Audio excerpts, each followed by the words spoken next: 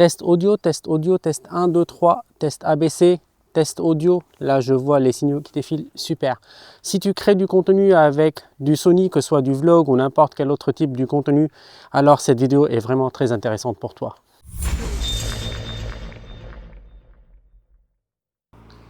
Salut, j'espère que tu vas bien. Je suis Photorabs, un photographe de portrait basé en France et sur ma chaîne, je crée du contenu par rapport aux caméras action, caméras vlog et tout ça.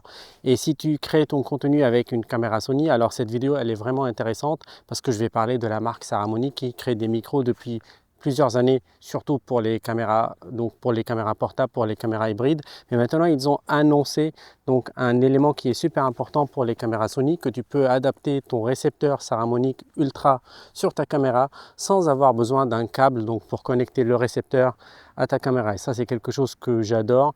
Et d'ailleurs, cette vidéo, elle est sponsorisée par Saramonic. Je ne sais pas si tu as remarqué, mais ma voix elle est un peu bizarre dans cette vidéo.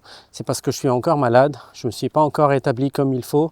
Mais comme le temps il est meilleur aujourd'hui, il n'y a pas de vent, il ne pleut pas pour le moment, je me suis dit bon, pourquoi pas sortir et tester le nouveau donc, gadget de Saramonic. Pour moi, ce n'est pas vraiment un gadget, mais un élément vraiment utile, surtout si tu as un appareil Sony, si tu utilises pour créer du contenu, des vidéos et tout ça. Je sais, j'aurais pu rester chez moi dans mon studio et filmer cette vidéo, te raconter à propos de ce gadget de Saramonic, mais je me suis dit, mais pourquoi pas le tester dans la vraie vie, te montrer un peu comment ça se comporte et le tester aussi moi-même. J'ai fait pas mal de tests, pas mal de vidéos avec, mais j'ai pas encore eu le temps de t'en parler. Et du coup, donc, je me suis dit, pourquoi pas sortir, l'utiliser. Et maintenant, j'utilise le récepteur noir d'ailleurs et le transmetteur blanc que tu vois ici.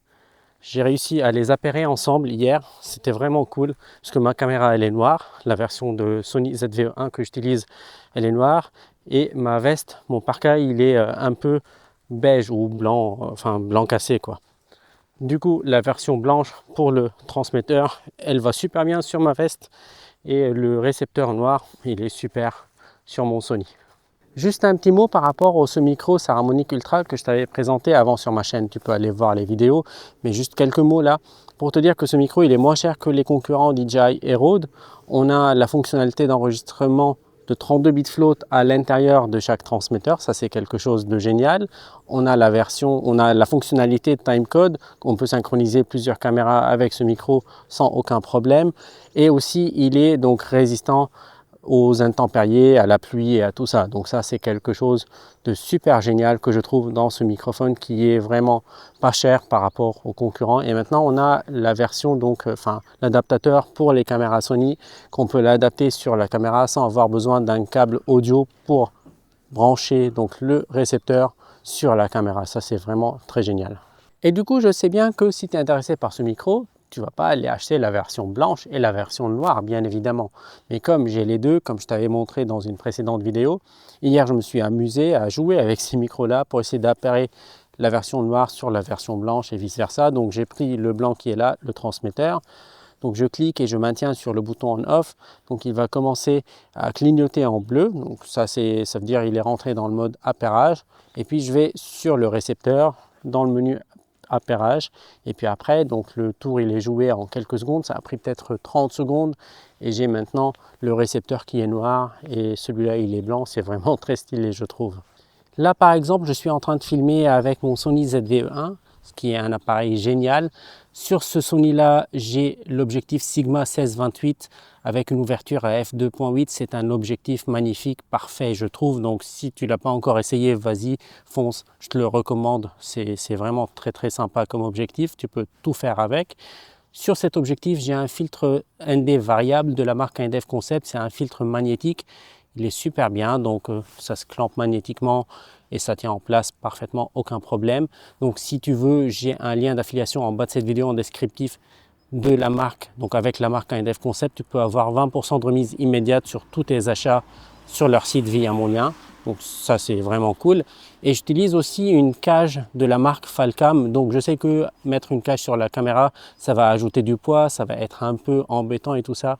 Mais moi j'aime parfois monter par exemple mon Insta360 X4 pour avoir quelques rushs en train de filmer et tout ça. Et ça, c'est pour moi quelque chose de très important que j'aime bien. Et même si ça ajoute du poids, mais c'est pas grave. Donc je l'utilise. Et d'ailleurs, si tu veux, j'ai aussi un lien d'affiliation avec Falcam. Tu peux avoir 20% quasiment toute l'année sur leurs produits. Mais il y a des moments où tu peux avoir jusqu'à 25% de remise. Ça, c'est vraiment cool. Tu peux aller tout voir juste en bas de cette vidéo. Parlons maintenant de cet adaptateur de Saramonic qu'on peut l'utiliser avec le Saramonic Ultra sur les caméras Sony, qui est pour moi beaucoup mieux que la version DJI pour les DJI Mic 2. Ne le comprends pas mal parce que les micros DJI sont parfaits, sont très bien faits. Mais par contre, moi, selon mon expérience personnelle, comme j'utilise une cache sur ma caméra, j'ai eu un souci. Un jour, j'étais en train de filmer une interview avec une école de drone et je voulais utiliser le Sony ZV-1 comme caméra principale et j'avave aussi le A6700 pour une caméra secondaire. Donc j'essaie de brancher le DJI sur ma Sony, mais ça ne marche pas parce que en fait l'adaptateur ne rentre pas bien là où il faut à cause de la cage. Et je ne voulais pas enlever la cage parce que j'étais en train aussi d'enregistrer des backstage et tout ça. Donc c'était vraiment très ennuyant et très embêtant pour moi. Du coup, heureusement que j'avais la A6700 dans mon sac. Je l'ai utilisé en caméra primaire et le Sony ZV-1 en caméra secondaire. Mais bon, j'aurais bien préféré que ça soit l'inverse. Alors qu'avec cet adaptateur-là de Saramonic, l'histoire elle est réglée. On n'a pas besoin de changer de caméra parce qu'il s'adapte parfaitement sur le hot-shoe de la caméra sans avoir enlevé la cage, donc même avec une cage, donc ça marche super bien. Et ça c'est pour moi quelque chose de très bien parce que comme je t'ai dit avant, j'utilise cette cage beaucoup et là pour un cas de vlog, pour un cas de contenu en extérieur, sans mettre un câble qui pend du récepteur vers la caméra avec une cage, c'est vraiment le top. Voilà, c'est tout pour aujourd'hui. J'espère que tu as aimé cette vidéo. J'espère que tu l'as trouvée intéressante et utile. Si c'est le cas, n'hésite pas à liker, à t'abonner, à cliquer sur la cloche pour activer les notifications pour mes prochaines vidéos. Et si tu es intéressé par ce micro et cet adaptateur, tu peux les trouver en lien affilié juste en bas de cette vidéo en descriptif. Et merci Saramonic d'avoir sponsorisé cette vidéo. Et à très bientôt pour d'autres contenus. Ciao!